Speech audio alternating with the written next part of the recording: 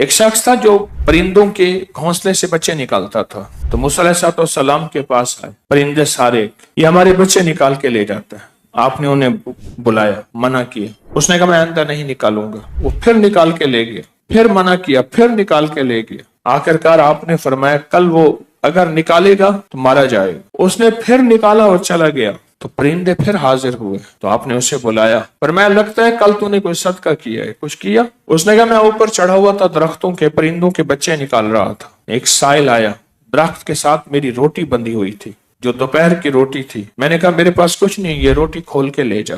وہ میری روٹی کھول کے لے گیا۔ آپ نے فرمایا تو انہیں لکڑیاں باندھی ہوئی ہیں، وہ پرندے بھی نکالتا تھا اور لکڑیاں بھی چن کے گھر کے جلانے کے لیے لے جاتا تھا۔ فرمایا لکڑیاں کھول۔